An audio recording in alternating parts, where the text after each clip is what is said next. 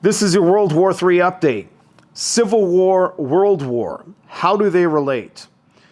Today in Washington, D.C., tragedy unfolded when two National Guardsmen were murdered by a suspect currently in custody. The motives of the shooter are unknown, at least not at the time of making this video.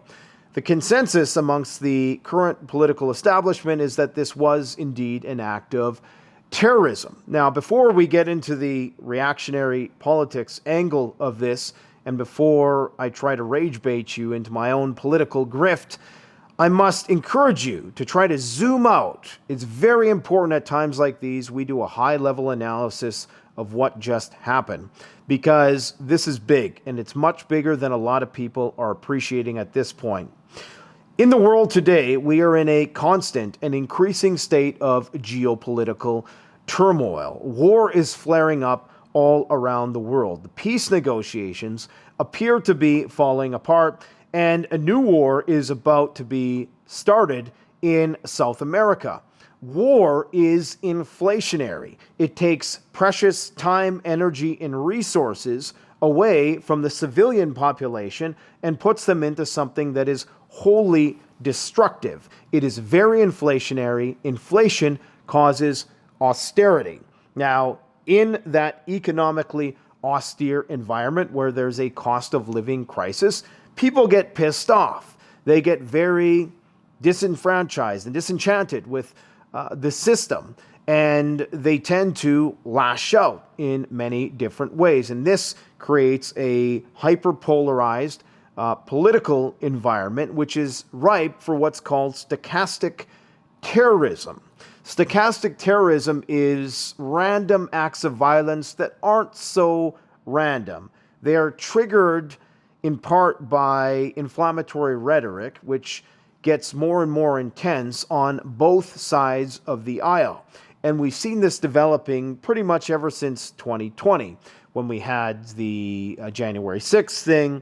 You know, you had the Black Lives Matter protests, you had the Charlie Kirk assassination attempt, you had the Trump assassination attempt, you got people lighting themselves on fire in protest of Palestine, the biggest, protests that we've seen thus far. A lot of this is ideological, but the roots of it, I would argue, are economic. Okay, so as this hyperpolarization prompts more of these acts of terrorism, what does the government tend to do?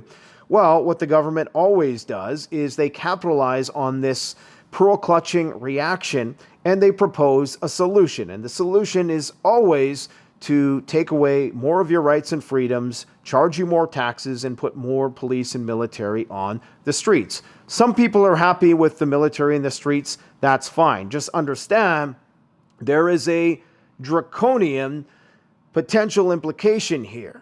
Now, because this, of course, happened to a National Guardsman, and this is very important, and the FBI Director Kash Patel came out today and made sure that everybody knew that this was a federal matter, okay, that this was a matter of national security. Would it have been so if it was just to police officers, to county sheriffs, to, state troopers? I don't know, but I highly doubt it.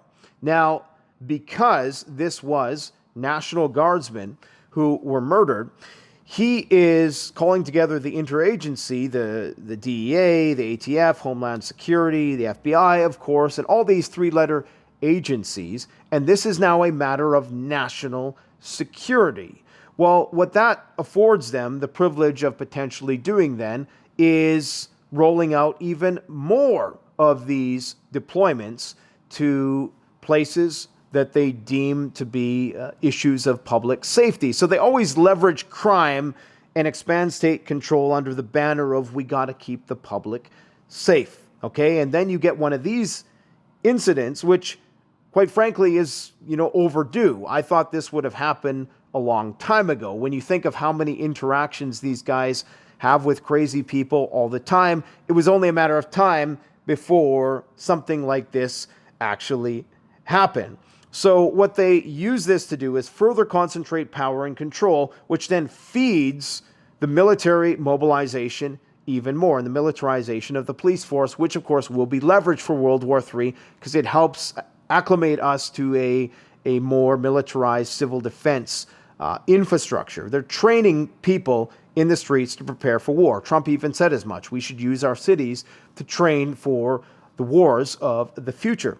So we see an increasing further securitization of governance whereby they can leverage these acts of violence that they see to further militarize the police forces and federalize the police forces. That's the key word here, in anticipation that when shit does finally hit the fan and the nukes fly, we'll be better prepared and the population will be already acclimated to seeing paramilitary in the streets with fully automatic rifles. And in the case of ICE, get accustomed to seeing people stuffed in vans. Whether you view that as legitimate or not, that's not the issue. We're talking about the psychology of just being familiar with seeing somebody stuffed into a vehicle by guys who are dressed in camo. Okay? Now, extrapolate that to wartime when conscription happens. We've seen what happens in Ukraine, and I would like to do this, and maybe somebody else can just do this, but you can juxtapose the ICE officials, arresting people with what's happening in Ukraine, where the conscriptors are, going out and finding able-bodied males, stuffing them in vans and sending them to the trenches. Now, I'm not equating these two things, okay? In one instance, arguably, and it's a subject of debate, of course, people are in violation of the law. In the other, you just have a war machine who needs to, create meat waves, so they need pawns to go and fight the war. So I'm not trying to equate these two things in terms of their legality at all. All I'm saying is that one conditions you to accept the other. Now, you might say, well, yeah, that's kind of a stretch. But at the end of the day, all of this only creates more and more problems because you have this increasingly militant society, which then fans the flames of the global geopolitical turmoils that we're currently in, which of course creates more austerity, never fundamentally addresses the underlying socio-economic commiserating circumstances that people are currently under. Thus, that leads to more political polarization and more chaos in the streets, more acts of stochastic terrorism, and more cracking down and more militarization. And then you keep going in this doom loop for a while, and before you know it, it's just going to become commonplace whenever you go into any American city to see people with full automatics in military clothing on every street corner. That's what they're going to do. And they explicitly stated that this is a matter of federal national security because of this. And all pearl clutching aside, people need to understand that to politicians and the people that stand to benefit from the solution to this reaction that they're going to exploit is that at the end of the day, they may feel sympathy for the families, but they're also excited at the prospect of rolling out increasingly more tyrannical controls. It's kind of like, the CEO of Pfizer being told that there's another pandemic.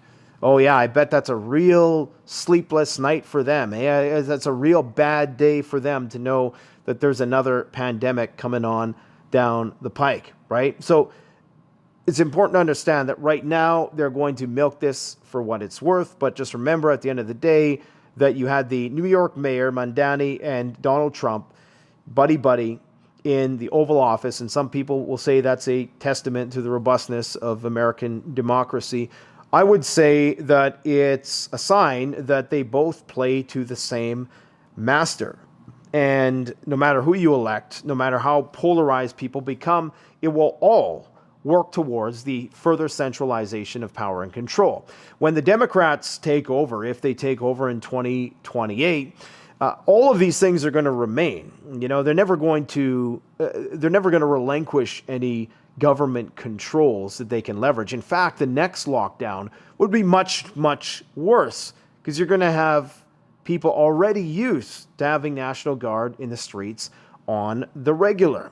And unfortunately, most people are going to be, it's easier to scapegoat groups for your problems instead of thinking like how I'm thinking right now. This takes a bit of mental energy. It's easier just to say, oh, Democrats, oh, Republicans, right? Because people aren't thoughtful. And that's exactly what they want, because they can further consolidate control, centralize it into the hands of the three-letter agencies and get ready to start more wars. I mean, they're getting ready to spend hundreds of billions of dollars on a war to enrich the oil barons again in Venezuela, who are just foaming at the mouth, who can't wait to get their hands on all of the resources that so happen to be in that country, irrespective of the fact that it's going to lead to another major immigration crisis that they'll use to drum up more support for their side of the political argument,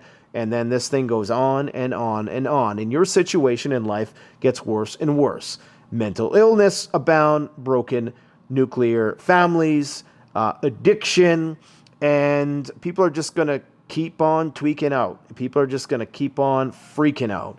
And the mass shootings are going to continue, and shit's going to get worse and worse and worse, which is why I would recommend that you move out to the country. The peace negotiations are falling apart. The whole thing's a sham from start to finish. Don't even get me started on this Witkoff, Ushmarov, I can't remember what his name is, but that whole controversy. This is all smoke and mirrors to create the illusion that there is any division in Washington with respect to foreign policy. I don't know if they're trying to fool the Russians. Clearly that's not going to work, so they must just be trying to fool their own political constituents, because I can tell you right now that things are going from bad to worse on that front. And it appears as though things are flaring up in the Middle East. The Israelis are on a high state of alert because they're getting ready to make a move on Lebanon, and they're claiming that the Iranians are going to respond to that massive attack that they're about to do on Lebanon. You have the Japanese and Chinese tensions reaching a fever pitch, and gold continues to tick upwards once again. So my friends, save your pennies, save your money, get some money in the country.